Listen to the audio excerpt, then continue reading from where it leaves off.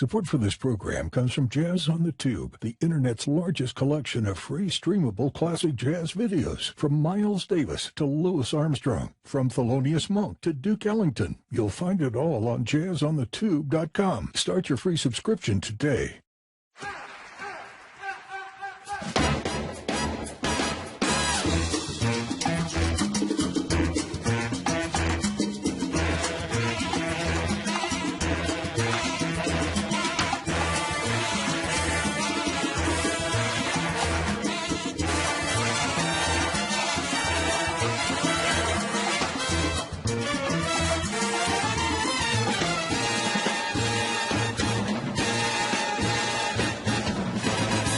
Hi, and welcome to Jazz Talk, a Jazz on the Tube podcast. My name is Ken McCarthy, and this is where we talk with people who are doing important work that supports and illuminates the music we love. The writers, the scholars, the educators, the filmmakers, the producers, and more. Today we're talking about a topic that I love to talk about, which is cities that formed and influenced jazz in a massive way other than New Orleans and New York. And as we've been learning from previous podcasts, there are a lot of important cities, and if somebody lives in another country and wants to tour America, there's a lot of cities you can visit to get a deep, deep, deep dive into the heart of America's music. And one of those great cities is Detroit. And today we're talking with the author of Jazz from Detroit, Mark Stryker. And I've watched a bunch of videos. I've already listened to a number of interviews with Mark, and Detroit is a treasure trove of American music, which we're going to unveil right now. Welcome, Mark. Thanks. It's really a pleasure to be here and be talking about a subject that I'm really passionate about, and as I think all jazz musicians and jazz fans are passionate about Detroit, because the city has been so critical to the history of the music. Let's start with the beginning. You know, there's this myth that jazz started in New Orleans and it worked its way up the Mississippi and spread out throughout the nation. And when we look at what actually happened, it appears that jazz kind of sprung up everywhere simultaneously. New Orleans was, of course, a powerhouse for various economic and social reasons, you know, not to diminish New Orleans' role, but it seemed to spring up everywhere, in Texas, in Boston even. In San Francisco, apparently the word jazz was originated in San Francisco. Tell us about the early rumblings of jazz in Detroit, and then let's work our way through the history. Well, jazz and Detroit sort of grow up together at the beginning of the 20th century. You know, the first thing to sort of understand about Detroit is in 1900, Detroit is a pretty provincial city, about 285,000 people. And in 1900, the city of Detroit was manufacturing about 500 cars a year. Fast forward to 1920, and Detroit is now the fourth largest city in the country, with about nearly 1 million people, and we're manufacturing 1.5 million cars. Wow. So that's an extraordinary boom. And this period, we need to remember, too, that Detroit is one of the major beneficiaries of the Great Migration, bringing African Americans to the north, seeking better economic opportunities and less overt racism. And Detroit, because of the rise of the auto industry, there were great jobs here for African Americans. And Detroit is really on the leading edge of creating a black working and middle class in this country. And so all of that is beginning to sort of foment in Detroit in the first few decades of the 20th century. I mean, just skip ahead for a moment. By 1950, when Detroit's population peaks at nearly 2 million, about 300,000 of those residents of the city are African American by then, about 16%. So that's sort of where we're going here. And, you know, in the 1920s, Detroit becomes a center for big bands. And Don Redman comes from New York out to Detroit in the late 20s to lead the band, the unfortunately named but very important band, McKinney's Cotton Pickers. And that band is based here in Detroit, and they're on the radio, and they have, you know, Don Redman is a critical figure in codifying what becomes the large jazz big band. And that's happening here. And at the same time, the most important white big band of the era is based in Detroit, and that's the one led by Gene Goldcat.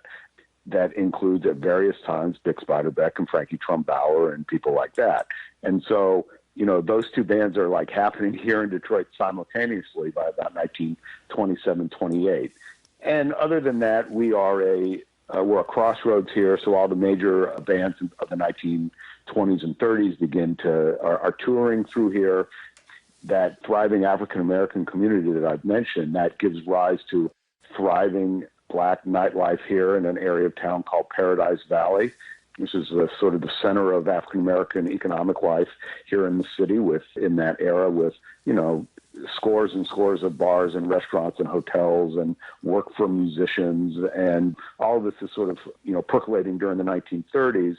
And it is setting the stage for what becomes this extraordinary explosion of homegrown talent here in Detroit at mid-century with basically the coming of modern jazz, of bebop. So, in terms of Detroit's trajectory of the story of jazz, it is certainly going in the 1920s and 30s, but it's really in the 1940s where we have this major explosion, and you begin to have this profound impact of Detroit on the larger national scene. Yeah, so by the 1940s, it was already second generation of jazz musicians, right? There'd been a continuous existence of jazz on, sounds like a pretty huge level throughout the 20s. So by the 40s, you had kids who grew up immersed in that. Oh, yeah. Yeah. I mean, what's really important to understand here is that what happened in Detroit is not an accident. The jazz history here grows out of a very particular and unique set of social, cultural, and economic factors that sort of give rise to this scene at the middle of the century and sustains us here in Detroit over the last 60 years, even as the economic power and population of the city diminished considerably right over the last 50 years. Detroit continues to produce great jazz musicians, in effect punching way above our weight class, more like a Chicago, say, or a Philadelphia.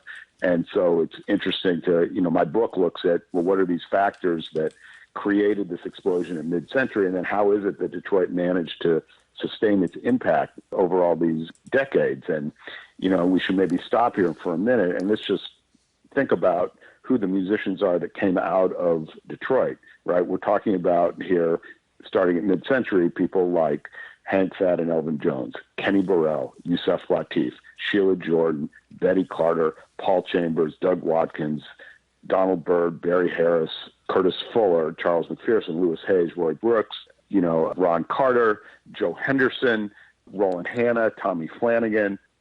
It's an extraordinary legacy, and that continues right all the way up into the present day. You think about Kenny Garrett and Jerry Allen, the late Jerry Allen, and Yep. Robert Hurst, and Rodney Whitaker, and James Carter, and Regina Carter, and Gerald Cleaver, and Kareem Riggins.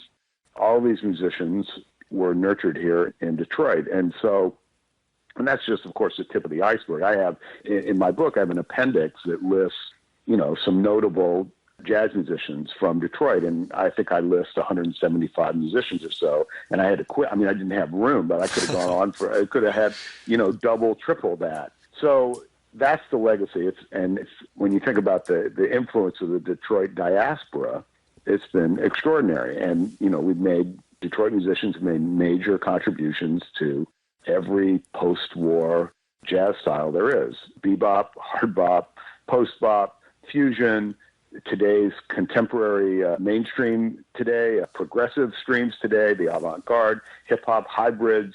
I mean, Detroit has had a finger in all of those pies across the last 60 years. That really gets going in mid-century. Let's, talk for a minute just about in the early days of bebop. Lucky Thompson, the saxophone player, Teddy Edwards, the saxophone player, Gerald Wilson, the trumpet player and great composer, arranger, Howard McGee, the trumpet player. All of these players, people make, Al McKibben, the bass player, all these people make really important contributions to their first generation bebop musicians, Sure. And they're from Detroit. So, we're just thinking about sort of the broader picture that I think it's important to sort of just, let's get a handle on that. And also, it so happens that Miles and Coltrane used a lot of Detroit musicians in their rhythm section. Well, yeah, I mean, the history of the bass in American vernacular music is all Detroit from the middle of the 20th century. I mean, you think about Paul Chambers and Ron Carter and James Jamerson right there. Yeah. That covers a huge swath of American music. And But yeah, I mean, you look at any of the major bands in the 1950s and 1960s, and you're going to find Detroiters. You can't pick up a record that was made on the East Coast between, say, 1956 and 1970 and not run into 1, 2, 3, 4 or more sometimes Detroiters. And so it's kind of a secret hidden in plain sight that a huge portion of modern jazz was driven by Detroit-born and trained musicians. Yeah, the theme of my book is that you cannot tell the history of jazz in America without also telling the history of jazz from Detroit, that those two things are indivisible. And, I came to Detroit in 1995. I grew up as a jazz musician, as a saxophone player. I've been deeply immersed in this music since I was 10 or 11 years old. And so I knew when I came here that Detroit had all these musicians that came from here, because you read back of liner notes on the back of LPs and all that. You begin to get a sense of saying, oh, this guy's from Detroit and that guy's from Detroit. And, you saw people referring to sort of a Detroit school sometimes. And yet it wasn't until I got here that I began to understand how that happened and how profound the influence was. And that when you put it all together, it's really a unique and compelling story. So anyway, maybe we should talk a little bit about these factors that sort of led to this explosion. Absolutely. In the and I wonder century. if we could cover that in a second. There's one story that I think is so extraordinary, especially in terms of jazz, and that's the Jones family. I mean, it's almost hard to believe that three such spectacularly important and influential musicians could have come from the same family. And I think there's some jazz fans that don't realize they were brothers. They just think, hey, it's a common name. What was going on with the Jones family? How did this family come to be? Well, the family in some ways offers a kind of microcosm for all of the Detroit jazz experience. I mean, first of all, the family is from Mississippi, and Hank, who was born, the pianist who was born in 1918, is actually born in Vicksburg, Mississippi, and then the family moves as part of the Great Migration to Pontiac, just north of Detroit, and the father works at General Motors, as I recall. Okay. So it's a typical Great Migration story that brings the family to Detroit. The father sang with a great sort of booming bass, and the mother was musical. Hank likes to say that he had a sister who he says was the most talented musician of the whole bunch, who died young.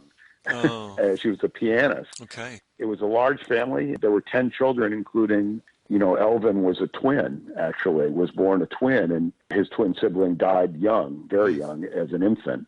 And so it was a big family, a lot of love in the family.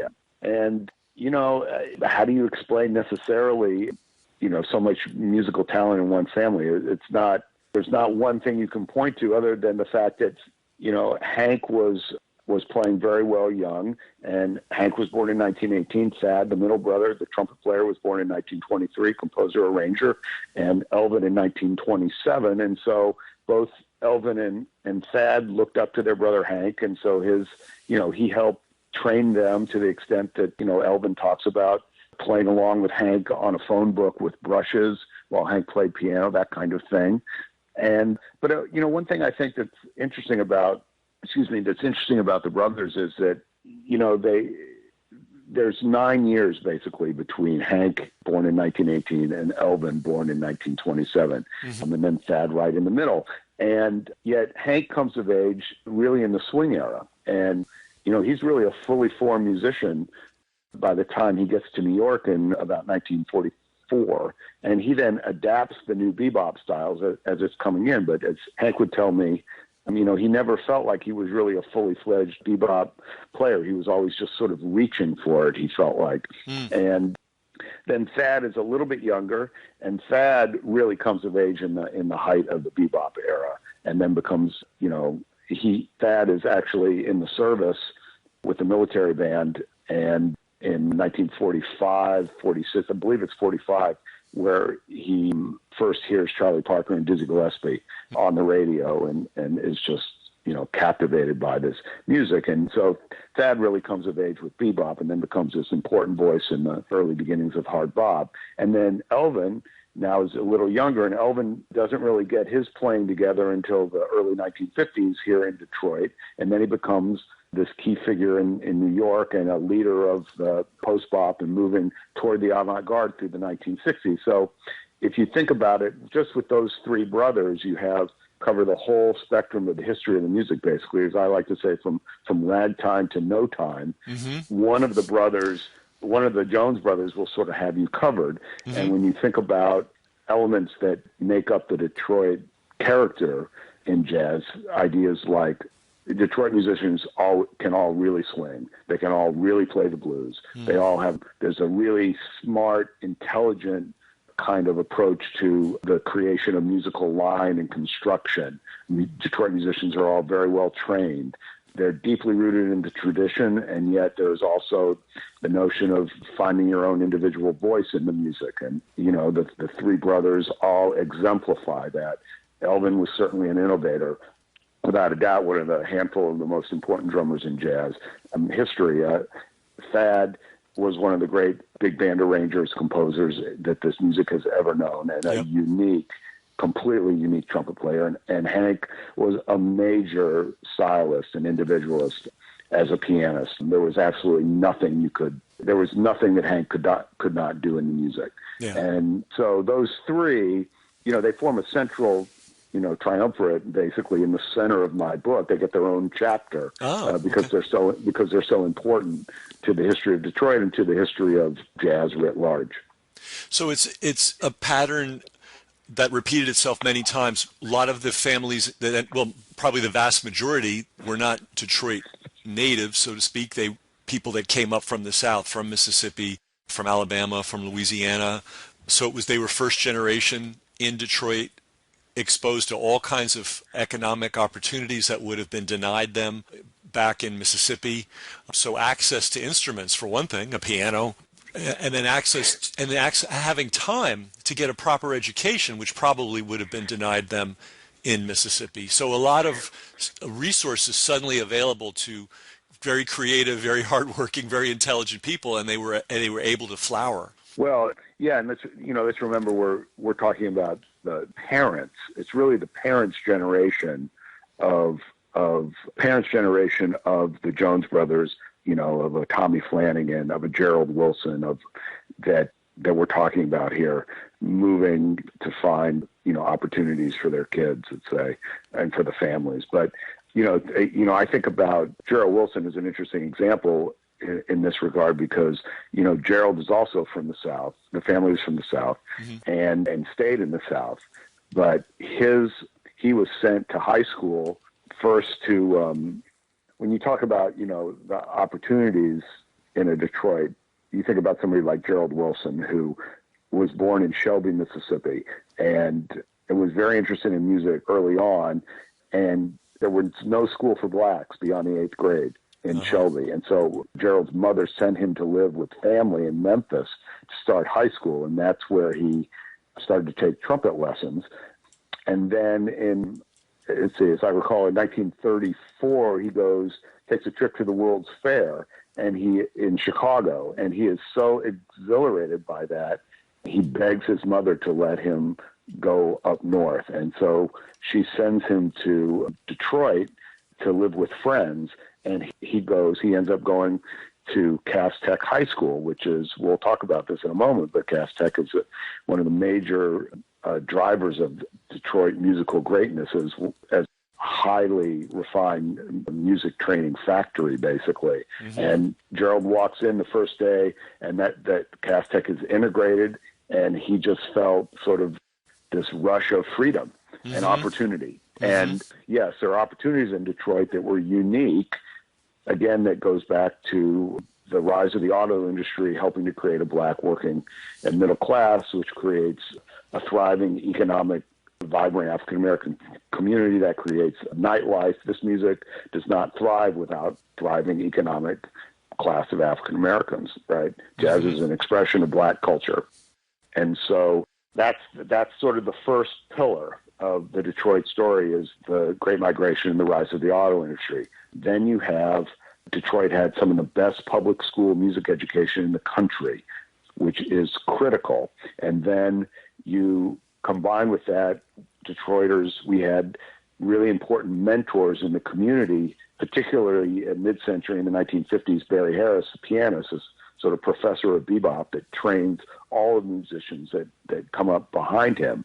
So this combination of formal education in the schools, so kids really learned how to play their instruments in the sort of Western classical music tradition. Everybody had technique, everybody understood theory, and all of that. Everybody could read, and you combine those skills with a great mentor in the community like Barry Harris teaching jazz as the oral tradition, and you combine those things in the context of a thriving African-American nightlife driven by the auto industry. That's a powerful set of combinations that you do not get in other cities, and it's the first set of circumstances that really impacts this mid-century explosion of jazz in New York. Now, there's some other jazz in Detroit, rather. There's some other factors, too. We can talk about those in a moment. But the schools, the public schools, the mentorship, those are critical. It's a critical combustible combination. Let's talk about one of the schools, and there's probably more than one, but clearly Cass Technical. I'm just going to do a quick list. Jerry Allen, Kenny Burrell, Donald Byrd, Regina Carter, Ron Carter, Paul Chambers, Alice Coltrane. I haven't even gotten to the D's yet. Wardell Gray, Major Holly, Al Jackson, Billy Mitchell. I mean, it goes on. Lucky Thompson. And so it's not only one generation of great musicians that came out of this school, it's multiple generations. So was it one teacher, for instance, in Chicago, you have the famous Captain Diet, who trained apparently everybody from Sun Ra to Muhal Richard Abrams. Was it that kind of a thing at this school at Cass? No, the experience at Cass is different. And let me make one quick correction because this is often misstated. Kenny Burrell did not go to Cass. He went to Miller High School. Oh, okay. It's often written that he went to Cass, but he did not. But I tell you, other people that did that you didn't mention would include people like Donald Byrd, Roland Hanna, Paul Chambers, and Doug Watkins, and Julius Watkins. All came out of Cass. I'm also seeing Howard McGee and Al McKibben. Yeah, both of them as well. That's incredible. Both of them as well. So and Gerald Wilson, as you mentioned earlier. And Gerald, right. So look, the Cass Tech story is that Cass Tech was founded, I think, in the 1920s as a high-achieving school in the technical arts and across disciplines. And so at Cass, you would major in art or music or engineering or design, or you had there were a whole bunch of things that one would major in. And if you majored in music, you spent half your day taking music classes and half taking academic classes. And you took, everybody had to take piano. Everybody had to, basic keyboard instruction. If you were if you were a string player, you also had to learn a wind instrument. Oh. So that's why Ron Carter, who played cello and then bass in the orchestra at Cass Tech, also played alto clarinet in the top concert band. It was high-level, college-level music education at Cass. And there was not one famous teacher in the sense like as in Chicago, as you were mentioned with Captain Walter Diet. There were a bunch of teachers and individual instructors on individual instruments and some very important band directors and orchestra leaders.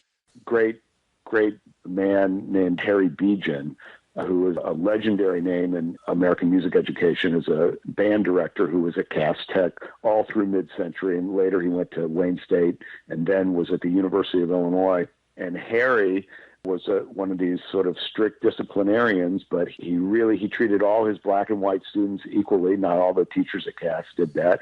And he wasn't a jazz guy, but he encouraged people like Donald Byrd and Doug Watkins and people like that. And he opened the band room to them for jam sessions. And Donald Byrd would say, that Harry was like this tough son of a bitch, but he wouldn't let you get away with anything, but I loved him. And I tell you, I heard that kind of story from so many Detroit musicians about these sort of tough love music teachers that they had that really set them on the right path. And so, and Donald Byrd is playing principal trumpet in the orchestra and the concert band. And so very high level training. The schools in Detroit, first of all, the schools in Detroit were integrated by law. So even though there were, social forces and redlining and housing discrimination and things that were pushing toward greater segregation, the fact that schools in Detroit were integrated is really important. It meant that black kids got the same opportunities that white kids did at some of the best schools like Cass Tech. Cass was, the bands at Cass Tech were so good that when band leaders like Jimmy Lunsford and Basie and Ellington and Lucky Millinder and people like that would come to Detroit to play Paradise Valley, they would go over to Cass Tech during the day to hear the bands, to scout talent and just see who the kids were that were sort of coming up. And that's how Jimmy Lunsford first met Gerald Wilson. And then Gerald would go over and hang out with the Lunsford band on their gigs in Paradise Valley. And then a couple of years later, in 1939, when Lunsford needs a trumpet player, he remembers this kid that he had met at Cass Tech named Gerald Wilson, and he sends Gerald a telegram, and that starts Gerald's career. So Cass Tech is a jewel here, but it's also important to remember that it's not the only school, because, unlike in, say, Chicago, where a school like DeSable High School on the south side is segregated, it's all African-American, it becomes the school.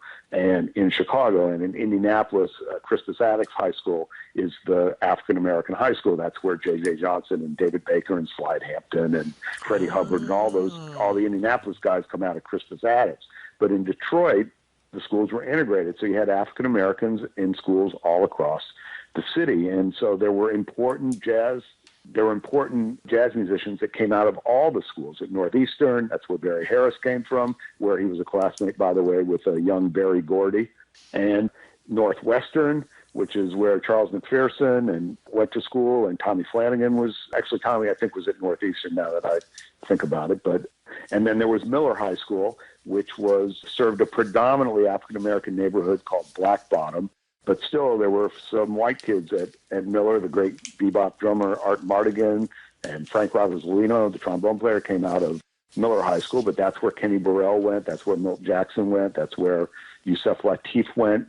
So there were great schools all across the city. And so at Miller, say, Kenny Burrell, who was playing guitar and already at Miller in the stage band there, but Louis Cabrera, who was the Mexican-American band director at Miller, took a shine to Kenny and saw his talent and encouraged him to write arrangements and stayed after school to teach him the theory and how to do it. And Kenny told me that when he got to Wayne State University, he didn't have to do homework for 2 years because he learned so much at Miller. And I think my favorite story about Miller is that they had a set of vibes at Miller. Now, the vibraphone was just invented basically in the early 1920s. It's a very young instrument for any school in high school in the 1930s to have a set of vibes, much less an African-American school, predominantly African-American school in a place like Detroit, to have a set of vibes is highly unusual. And yet, because we have vibes, that meant that Mr. Cabrera could turn to this talented kid who's already playing percussion in the concert band and is singing in the choir and plays guitar and plays piano. And he could turn to this kid and say, "Hey, Milt, maybe you would like to try the vibes." And, of course, this is Milt Jackson, who becomes the most important vibraphonist in American musical history, all because Miller has a set of vibes. So this is the environment here in Detroit in the schools. And, I mentioned earlier that Detroit becomes a very important contributor to the first generation of bebop, with Lucky Thompson and Howard McGee and Wardell Gray and Art Mardigan and these people. And, the reason I'm convinced of this is because Detroit musicians were so well trained, they could be early adapters to the new bebop music, which is a virtuoso music, right? I mean, you really got to be able to play your instrument, get around your instrument. There were virtuosos certainly in jazz before bebop, people like Art Tatum and the like, and Louis Armstrong to a large extent.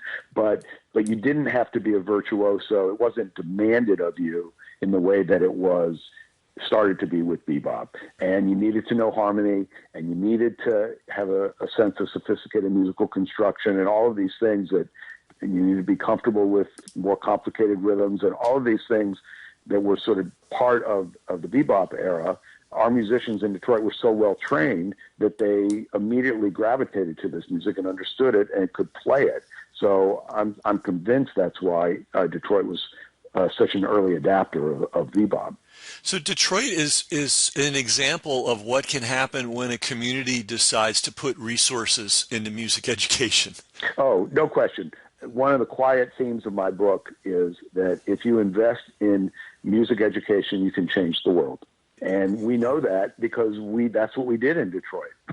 And the schools in Detroit continued to have great music programs through the 1960s, 70s, 80s, 90s, all the way up until the early 2000s, when it was only at that point when the Detroit Public Schools got put under state emergency management by the governor, and essentially local control was taken away from the Detroit Public Schools, and all of us had to deal with financial issues. But it's not really until the emergency managers come into power running the Detroit schools that music and art is completely cut from the schools. And so even though certainly through the 1970s, 80s, and 90s as Detroit declined, schools declined too. But still, because of the history here, and we remained a center of musical excellence, and key teachers at Cass Tech and at Northwestern in particular that sort of kept this jazz flame alive.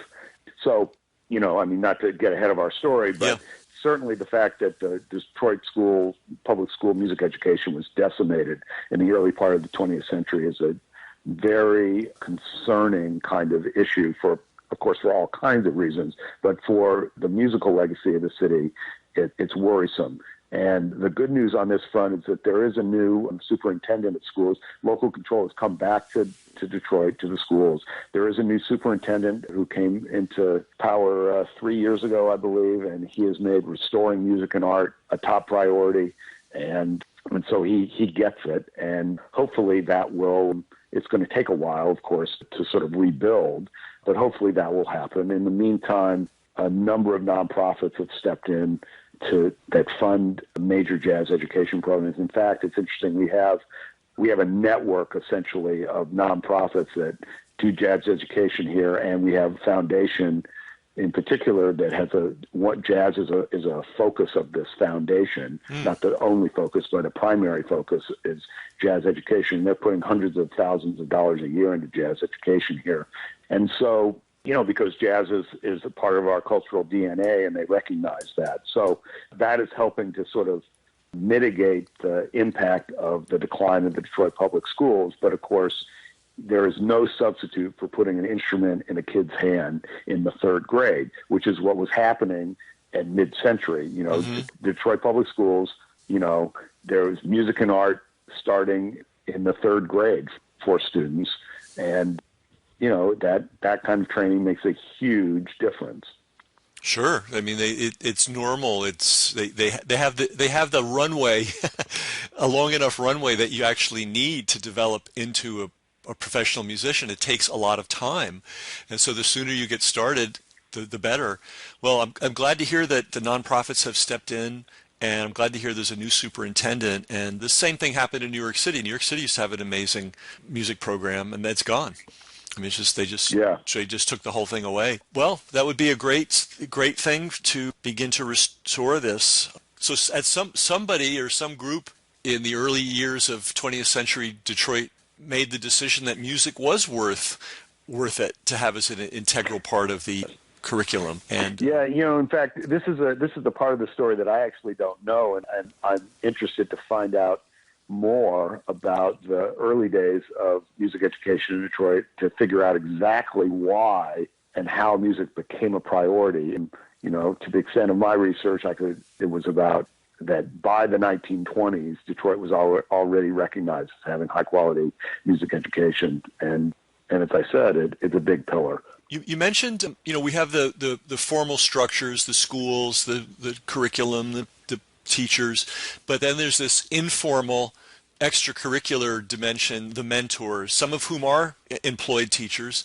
of course, who go above and beyond. You mentioned one of them, Barry Harris, but I imagine Detroit must have been chock full of real mentors to youth in music. Yes, I mean, somebody like the bass player Major Holly was working for the city at like a civic recreational center, and Major Holly had a big impact on somebody like Roland Hanna. He taught Roland Hanna and other kids about the blues, at this rec center. And, and there were important private teachers, obviously. I mean, both Tommy Flanagan and Barry Harris and later Kurt Lightsey all studied with the same piano teacher. Oh, who was that? In the community. And I have a theory. I have a theory that one of the great untold I don't think it is a theory. I think it's reality that one of the great untold stories of jazz history is the female piano teachers. Gladys Wade Dillard was the woman's name who taught Barry and Tommy and others. And yes, I think that there are women, largely women, who within the communities become these real pillars of music education. And, in Detroit, Gladys Wade Dillard was one. There was another woman named Josephine Love. Mm-hmm. And Josephine Love had gone to school. I'm trying to remember. Roland Hanna started his piano lessons at age 11 with this woman, whose name was Josephine Love, who was, one of these important musical and cultural figures in Detroit's black community. She had gone to Juilliard. She got a diploma at Juilliard. She had an English degree from Spelman College. She had a master's in music from Radcliffe, as I recall. Wow. And she becomes she becomes Roland's first piano teacher. Huh. And then Roland ends up studying with some important classical teachers here, the same teachers that trained the great classical pianist Ruth Laredo. Also, those are the same teachers that were teaching people like Roland Hanna. But in the jazz community, the premier mentor in the community and the critical catalytic figure at mid-century is Barry Harris. Mm-hmm. And Barry is born in 1929, and by 1950, as still a very young man, he is already beginning to mentor and teach the musicians that are just a little bit younger than him, that are 16, 17, 18 years old. So, people like Curtis Fuller and Donald Byrd and Doug Watkins and Paul Chambers are all among the first group of, Barry's students, let's say. And, Barry in the early 50s he's got a very analytical mind. He's putting the music of Charlie Parker and Dizzy Gillespie and Bud Powell under a microscope. He's trying to figure out the grammar of the music. And as he's figuring the music out for himself, he's teaching it to others. And he's running more or less a kind of, salon, a Socratic salon out of his house on the west side of Detroit. And everybody that, people would just fall by the house. And there would always be one, two, or sometimes just one or two. Sometimes you'd have a whole big band worth of people at Barry's house, and they'd sit around the piano, and Barry would be teaching them chords and, harmonic progressions and, bebop songs and turnarounds and theory and all kinds of stuff.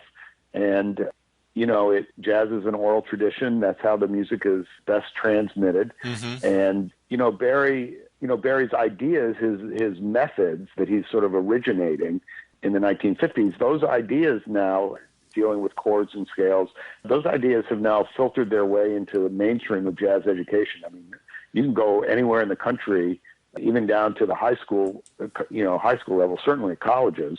People are learning more or less parts of the Barry Harris method without even really knowing that's where it all came from. Oh, interesting.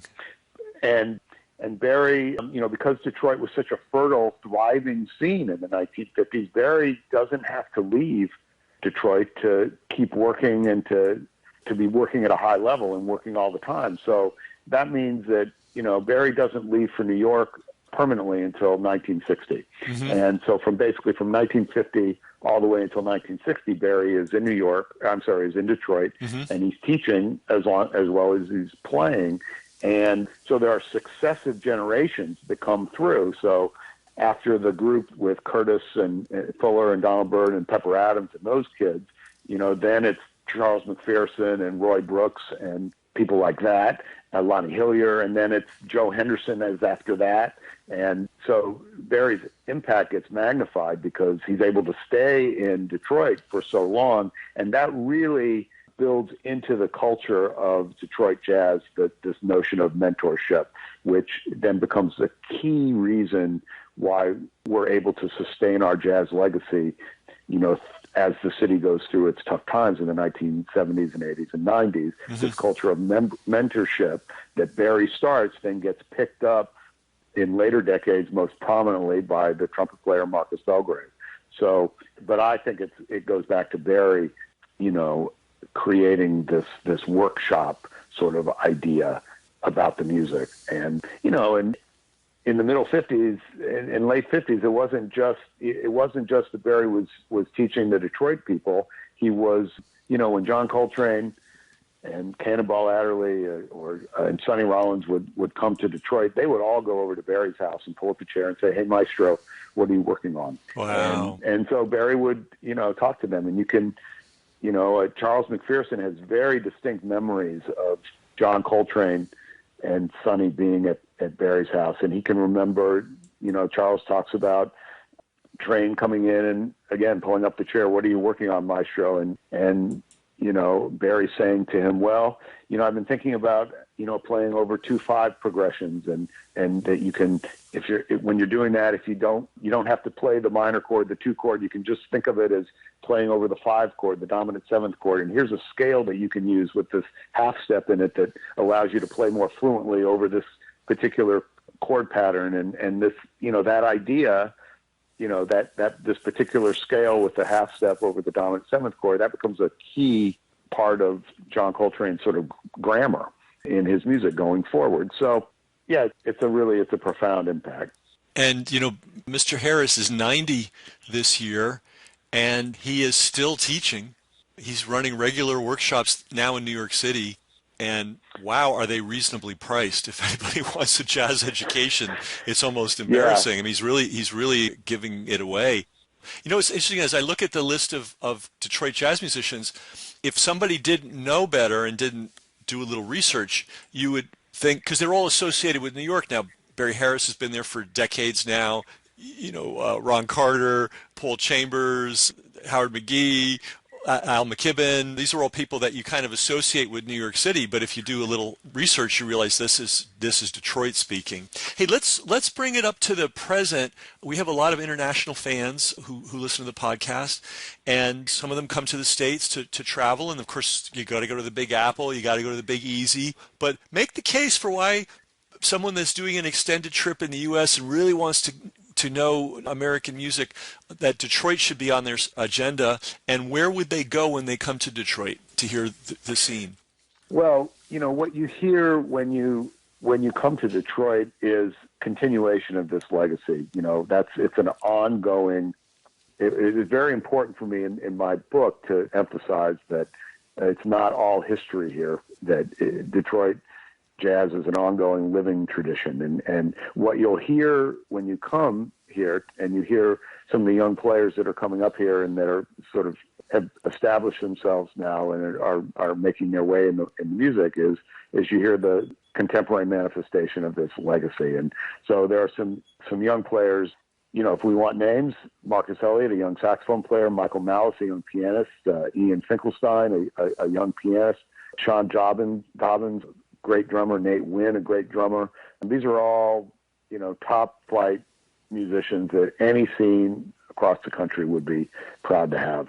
And, I think it's interesting that when you think about some of the young musicians here, somebody like Marcus Elliott or Michael Malice, these kids, they're, around 30 years old now. Now, they went to school at places like Michigan State University and the University of Michigan, where they studied with Jerry Allen at the University of Michigan or Rodney Whitaker at Michigan State. And they also, these kids they're just old enough that they were able to come up and play with Marcus Belgrave near the end of Marcus's life. And so in many ways, these generation is sort of Marcus Belgrave's grandchildren. I have because they studied with Jerry and Bob and Rodney and people like that who were Marcus's proteges, and they also worked with Marcus himself. So I have a whole section in my book that's entitled Marcus Belgrave and His Children. And his children, Marcus Belgrave is the trumpet player and the mentor who came up with Ray Charles and then eventually settles in Detroit and, had associations with Mingus and with Max Roach and with Wynton Marsalis. And Marcus ends up becoming the guru of the last 40, 50 years of Detroit jazz and trained Kenny Garrett, Jerry Allen, Bob Hurst, Rodney Whitaker, Regina Carter, Gerald Cleaver, Kareem Riggins, James Carter, dozens of others all came up under Marcus. And now the generation of musicians that are coming up now are people that came up under the people that studied with Marcus. So you see, what you see when you come to Detroit is this chain of generations and the connection here. When you hear jazz in Detroit, it's really a profound, moving experience because jazz here is so embedded in the culture. And jazz is still a social music here in Detroit in a way that it's not in many other places. Jazz is still deeply embedded within the African-American community here. There still is a large segment of the African-American community that comes out to Detroit, comes out to clubs, that goes and hears the music. And when you go hear music in Detroit with a Detroit audience, you're sitting there with people who maybe went to school with Tommy Flanagan or Jerry Allen or Bob Hurst or are from their families.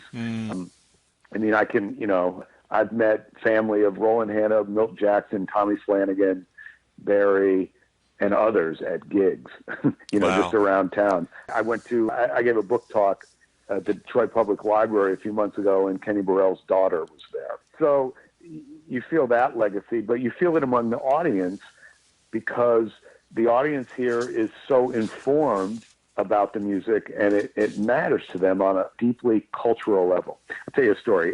The Detroit Jazz Festival, and so for your international people, what I would suggest is if they really want to get a taste of Detroit's jazz scene, what they should do is come Labor Day weekend.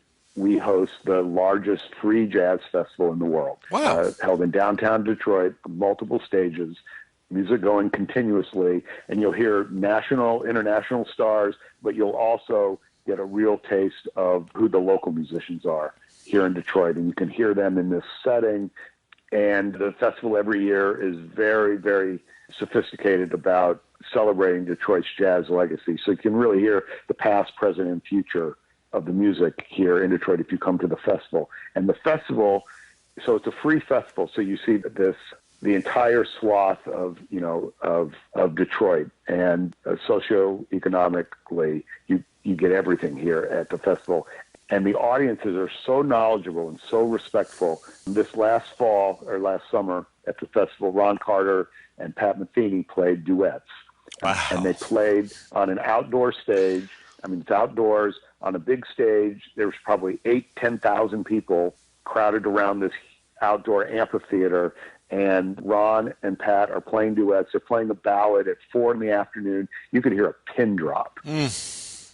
Wow. And that does not happen, in other places, but it happens in Detroit. And the musicians will tell you that Detroit has the best audiences because they're so connected to the tradition. And it's been that way, for much of the century. And, the audiences, this is something that doesn't get talked about a lot, but the audiences are a huge part of, creating a jazz scene. If you don't have audiences, you're not going to have musicians playing in clubs, and you're not going to have this feedback loop that happens between musicians and audiences and the musicians, creating this kind of synergy together. I talk about this in my book. In the 1950s, Joe Henderson told me, the Detroit audiences were like musicians, that everybody knew, and there was no way you could get up on that bandstand jiving. He said, because they knew the difference. And yet we had such high standards here and such knowledgeable audiences, but they were also very nurturing. So it's not like when you go hear jazz in New York sometimes, you can see there's the musicians playing, and then you can see the musicians sometimes lined up at the bar, and other sort of people sort of maybe a little jaded with their arms crossed saying, let's hear what you got. Yeah. It's not what I would call a nurturing sort of environment. Yeah. In Detroit, Elvin Jones would talk about the audiences in the 1950s saying, it was like a whole community was behind you and was helping to participate in the creation of this art form. And he had never seen anything like that before or seen anything like that since. And so you still feel that kind of relationship with the music among the audiences when you come to hear jazz here in Detroit. And, in my book, Regina Carter says at one point, she says, the community raised us here. And what she meant by that, she meant two things, I think. She meant, one, the mentors like Marcus Belgrave, and there were others of Marcus's generation, the late pianist Ken Cox, the late saxophonist Donald Walden, the late pianist Harold McKinney. All these people were important mentors, with Marcus maybe first among equals. That's when she says the community raised us, she meant that. But she also means that the community as in the broader audience for jazz in the city and music lovers and the way music is revered here in Detroit. That community raised us. This stuff, we started this conversation by saying that what happened in Detroit was not an accident. Right. And that's still true. The music thrives here. It struggles the way it struggles everywhere. There are too many musicians, not enough clubs. I mean, you could say that about every city in the country, right? Yep. And, but still there's a spirit and a soul and a creative spark about the music here that comes from a particular set of circumstances and people and a history here. And you feel that when you go hear jazz at a club here or when you're at the jazz festival. Well, you know as a musician that an audience can somehow magically pull music out of a band. I don't know if I'm just, can't. Absolutely. Yeah.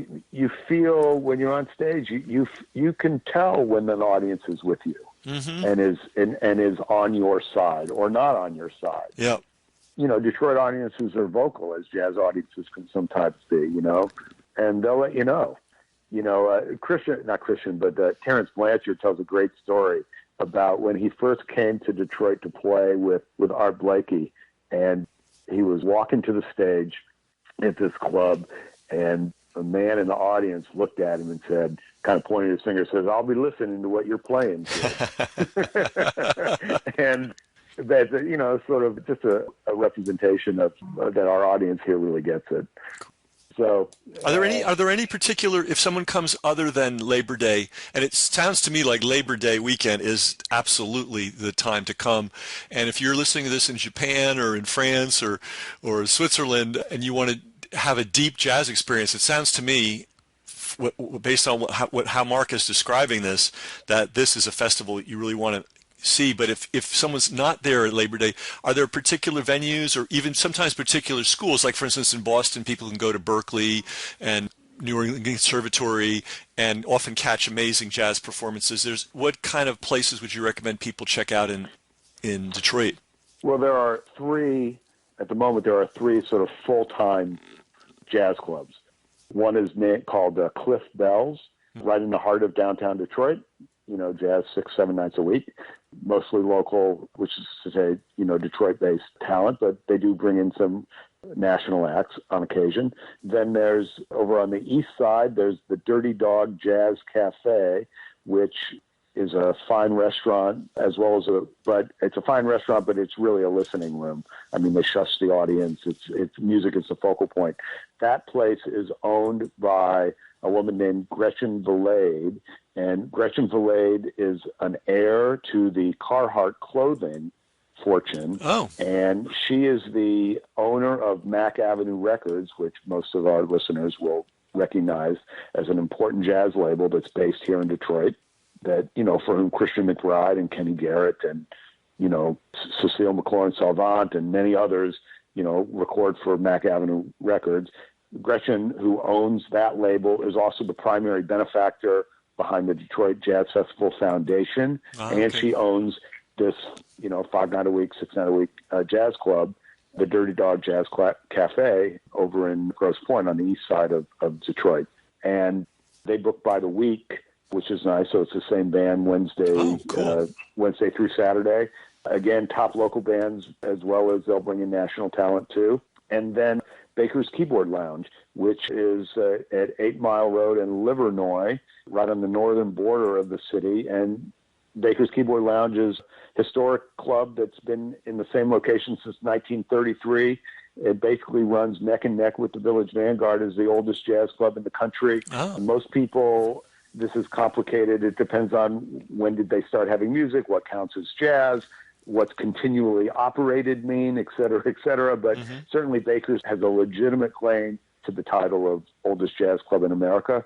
And, you know, it's a cozy little bar with small room that has great acoustics, cozy banquettes. It's basically looked the same since a remodel in 1957. There's a curved keyboard bar, a literal, you know, with the imprints of like a piano keys on it. And, you know, it was through from the late 1950s into the 1980s. It was 6 night a week, you know, 7 night a week club. This is where Oscar Peterson and Brubeck and Gillespie and, you know, Stan Getz and all those, Horace Silver, all those folks would play. And in more recent decades, it's focused on local talent, but there's good soul food there and jazz. And so those three places, you know, are places I would think about. And then, you know, there are lots of other nonprofits the Detroit Symphony has a major jazz series. They also have a smaller recital hall called the Cube, where they present jazz as part of the mix there, and that's on the radar screen. There are clubs in Ann Arbor, which is 45 to 50 minutes away, which in Detroit is not a bad drive. That we think of all of that as part of our local scene. And there's a fabulous new club there called the Blue Llama that's bringing in national names plus featuring local talent. You know, you come here, you pick up the free weeklies, you look for jazz calendars. WEMU FM out of Ypsilanti, Michigan, which is part of our area, has a jazz calendar. The Southeast Michigan Jazz Association, SEMJA, SEMJA, online probably has a deep jazz calendar that will put you in touch with where people are playing and the like. So those are things that I would recommend. Great. Thank you so much. Wow. And, you know, just to start wrapping this up, you know, Mark and I, all we've talked about is Detroit jazz. We haven't mentioned Motown, which also echoed throughout the world. We haven't mentioned the Detroit blues scene, which was, and I think probably still has some significance to it. We haven't mentioned techno, which originated in Detroit. So this city is a major and sort of an Athens of musical culture in the world. And I think if you've been to New York and you want to try something different, or you want to bypass New York and go to a city that's got deep American music roots, you can't go wrong with Detroit, and you can't go wrong with jazz from Detroit. Mark, thank you so much for writing this important book and documenting this very important story. It's amazing how someone can be a jazz fan for a long time and not realize that jazz didn't grow up in New York City, and that a lot of the great players came from somewhere else, and that somewhere else was the great culture of Detroit. Yeah, you know, just to piggyback on a couple of things you just mentioned, I do think it's important to recognize that Detroit has been a major contributor to all kinds of American vernacular music, as well as classical music. And so, you know, when you think John Lee Hooker, right, is from here, and you think of all the Motown people plus Aretha Franklin, and then you think about Detroit rock and somebody like a Bob Seger, or proto-punk bands like the MC5 and Iggy Pop from here, and that Patti Smith lives here for, you know, through the 1980s and 90s, and that techno, the Belleville Three, Juan Atkins and Derek May, and that group of people that created techno music, and then Carl Craig, all that comes from here. Really important experimental classical composers like Robert Ashley and Roger Reynolds are from Detroit. Important classical musicians like the violist Kim Kaskashian and the violinist Ida Kavafian and her sister Annie Kavafian and Ruth Laredo, the pianist. And then you think about the major conductors of the Detroit Symphony going back to the early part of the 20th century and the Russian pianist named Osip Gavrilovich, and then through mid-century with Paul Paret, and then later Neme Yarvi and Antal Dorati, and more recently Leonard Slatkin as music directors of the Detroit Symphony. You know, it's an incredibly rich legacy. So if people come here to visit, you can get a kind of a taste of all that. I mean, if you come, do not miss going to the Motown Museum here, which, you know, it's small. So I encourage people to make a reservation to make sure that you can get in, but to get a tour of the Motown Museum and to be down there in Studio A in the Snake Pit and to be where all of that music was recorded is a really moving experience. And so, yeah, music here, you know, starting from mid-century, it just, particularly in African-American communities, music just seeped out of the windows and under doors and out of clubs and just coated the city in this haze of blues and swing and African-American culture. And it's still here.